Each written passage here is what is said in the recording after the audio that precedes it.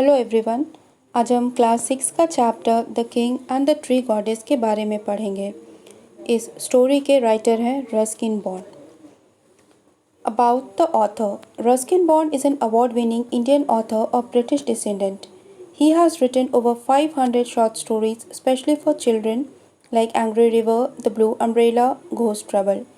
Ruskin bond एक award winning Indian author हैं जो कि ब्रिटिश डिसेंडेंट हैं। उन्होंने लगभग 500 शॉर्ट स्टोरीज लिखी है, स्पेशली बच्चों के लिए। Angry river, the blue umbrella, ghost trouble आदि उनकी रचनाएं हैं। उन्हीं की एक रचना है, वर्क है जो आज हम पढ़ेंगे।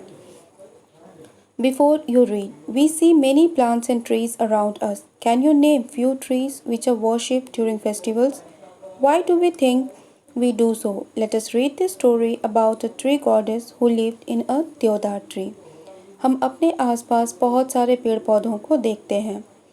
क्या आप कुछ ऐसे पेड़ों के नाम बता सकते हैं जिनकी हम पूजा करते हैं? आपको क्या लगता है हम ऐसा क्यों करते हैं? तो चलिए आज हम एक ट्री गॉडेस यानी पेड़ की देवी के बारे में पढ़ते हैं जो कि देवदार के पेड़ में रहती है, और फिर पढ़ने के बाद पता करते हैं कि हमें क्यों नेचर यानी प्रकृति की रिस्पेक्ट करनी चाहिए। There was once a king living in the Himalayan foothills who longed to build himself a palace more beautiful than any he had seen. Himalaya की तराई में एक राजा राज करते थे जो अपने लिए एक सबसे सुंदर पैलेस यानी महल बनाना चाहते थे, जैसा कि उस एरिया में आज तक ना किसी ने देखा हो और ना सुना हो। लेकिन बिना किसी परेशानी या बिना बहुत सारे खर्च के ऐशो आराम वाला ऐसा महल बनाना बहुत मुश्किल था। इसलिए वे एक प्लान बनाते हैं, वे कुछ डिसाइड करते हैं कि कुछ अलग बनाया जाएगा और वे उस प्लान को लागू करना चाहते हैं, एग्जीक्यूट करना चाहते हैं। तो उनका जो प्लान था वो क्या था वो हम बाद में जानेंगे। हिमालय पे बहुत सारे पेड़ पौधे हैं, बहुत सारे पेड़ भी हैं। फर का वृक्ष है, ओक, पाइन, देवदार आदि। सबसे लंबा और मजबूत पेड़ होता है देवदार का। देवदार को कहते हैं द्योदार, जिसका कि मतलब होगा पेड़ का देवता। राजा अपने प्रधानमंत्री को बुलाते हैं और फिर उन्हें आदेश देते हैं। वो कहते हैं कि आप अपने आदमियों को भेजिए और उन्हें सबसे लंबा देवदार का पेड़ काटकर मेरे पास लाने को कहिए। लेकिन राजा की बेटी बोली, महाराज, देवदार का पेड़ तो बहुत पवित्र होता है और मंदिर बनाने के लिए इसका उपयोग किया जाता है। तो राजा कहते हैं कि मेरे लिए तो ये और भी ज़रूरी है। मेरा जो पैलेस बनेगा वो मंदिर के जैसा ही शानदार होगा। तो राजा का प्लानिंग क्या था कि वो जो पैलेस बनाएगा उसका जो बेस होगा, जो कॉलम बनेगा, वो पेड़ से बनेगा, वो लकड़ी से बनेगा, और इसलिए वो पेड़ चाहते हैं कि देवदार का पेड़ आए।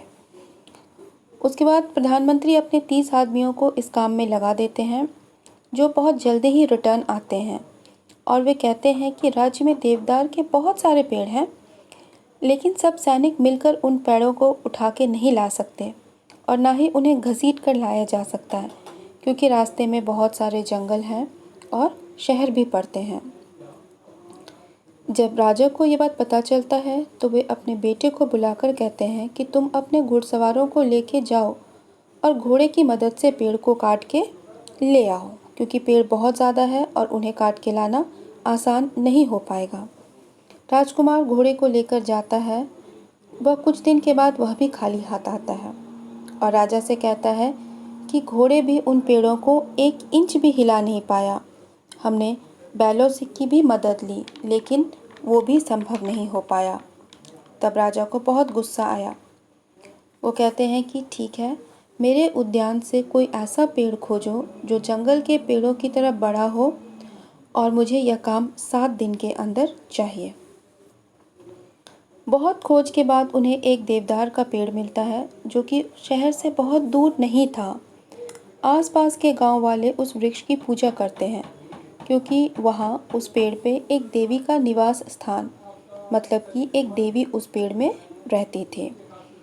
जब प्रधानमंत्री और सैनिक ने ये डिसाइड किया कि राजा का पैलेस में जो कॉलम बनेगा वो इसी पेड़ का बनेगा, तो वो उस वृक्ष के पास जाते हैं, उनकी पूजा कर उन्हें कहीं और जाने के लिए कहते हैं। 7 दिन के अंदर उन्हें पेड़ को काटना है। सभी वृक्ष की पूजा करते हैं, माला पहनाते हैं और फिर उनकी परिक्रमा करने लगते हैं। उस ट्री गॉडेस को शायद ये बात समझ में आ चुका था, लेकिन फिर भी वह कुछ कहती नहीं है। वह चुपचाप वहीं पे खड़ी रहती है। पत्ते आपस में बात करने लगते हैं और जो सबसे ऊंचा डाली था वो भी नीचे झुक जाता है। सैनिक को ये चीज़ बहुत ज़्यादा वो सेटिस्फाइड हो गया, संतोष हो गया कि जो बात वो उस पेड़ से कहने आए थे, उस पेड़ में जो देवी है उनसे कहने आए थे, वो शायद वो देवी समझ चुकी थी। उसी रात राजा जब सो रहे थे तो उन्हें एक ग्रीन परछाई उनके सामने आके खड़ी होती है और वे शरद ऋतु में पत्ते के झंझनाहट की जो आवाज़ होती है उसी तरह के आवाज़ में बोली, मैं देवदार की गॉडेस हूँ, मैं देवदार में रहती हूँ। आपके आदमियों ने मुझे बताया कि आप मुझे काटने वाले हैं, इसलिए मैं यहाँ आई हूँ आपसे विनती करने कि आप मुझे ना काटें। राजा ने कहा कि मैंने अपना मन बना लिया है, क्योंकि आपका जो पेड़ है वो ही एक ऐसा पेड़ है जो मेरे पैलेस के लिए काम आएगा। तो देवी कहती है कि मैं 100 सालों से वहाँ रहती हूँ। गांव वाले मेरी पूजा करते हैं और मैंने उन्हें अच्छा ही दिया है। मेरे पेड़ पे चिड़ियों का घोंसला है और मैं घासों को छाया देती हूँ। मेरी छाँव में सब बैठकर आराम करते हैं। मेरी ही परछाई में छोटे छोटे पेड़ उगते हैं। मैं धरती की मिट्टी को अपनी जड़ों से बांध कर रखती हूँ। बच्चे मेरी छाया में खेलते हैं और औरतें जब वापस आती है तो मेरी छाँव में थोड़ी देर बैठ के आराम करती हैं, शरण लेती हैं। राजा कहते हैं कि आप जो कुछ भी कह रही हैं सब ठीक है, लेकिन मैंने अपना मन बना लिया है और मैं उसे चेंज नहीं करूँगी। तब वो देवी बहुत उदास हो जाती है और वो कहती है कि ठीक है, जब आप मेरी बात को नहीं मानेंगे तो मेरी एक प्रार्थना को आप स्वीकार कीजिए। मुझे 3 पार्टों में काटिए। पहले मेरे सर को, हरियाली का मुकुट को काटिए, फिर मेरे मिडिल के पार्ट को जो कि 100 स्ट्रॉन्ग आर्म्स और हैंड्स है, यानी कि मेरा तना, और लास्ट में आप मेरा बेस मीन्स मेरी जड़ के पास से काटिए। राजा बोला कि ये तो बहुत अजीब सा रिक्वेस्ट है। मैंने कभी नहीं सुना कि कोई 3 बार दर्द सह के मरना चाहता है। क्यों नहीं आप एक बार दर्द सहिए और मैं आपको काट दूंगा। तो वो कहती है कि इसका आंसर बहुत ही सिंपल है। मेरे नीचे बहुत सारे पेड़ों ने जन्म लिया है, इसलिए अगर आप मुझे एक बार में काटेंगे तो जब मैं गिरूंगी तो वो पेड़ वो सब दब के मर जाएंगे। इसलिए आप मुझे 3 बार काटिए। मैं दर्द सहकर भी उन्हें मौका दूंगी ताकि वो वहाँ से चले जाएं। और फिर वह पूछती है कि क्या मेरी प्रार्थना को आप स्वीकार करेंगे। राजा आश्चर्यचकित रह जाते हैं और वे कहते हैं हाँ, और फिर देवी वहाँ से चली जाती है। तो अगली सुबह में राजा दरबार में सभी को बुलाते हैं और कहते हैं कि मैंने अपना मन बदल लिया है। मेरे पैलेस का पिलर अब पत्थर का बनेगा, ना कि लकड़ी का। वे कहते हैं कि उस पेड़ में एक बहुत ही नोबल स्पिरिट मीन्स एक बहुत पवित्र आत्मा रहती है, जो कि मेरे से भी कहीं ज़्यादा अच्छी है और कहीं ज़्यादा दयालु है। यह कह के राजा सारा बात बताते हैं। उस सपने में जो भी हुआ वो सारा स्टोरी सबको सुनाते हैं। अंत में राजा अपना पैलेस पत्थर के कॉलम पे बनाते हैं, जो बहुत ही खूबसूरत बनता है।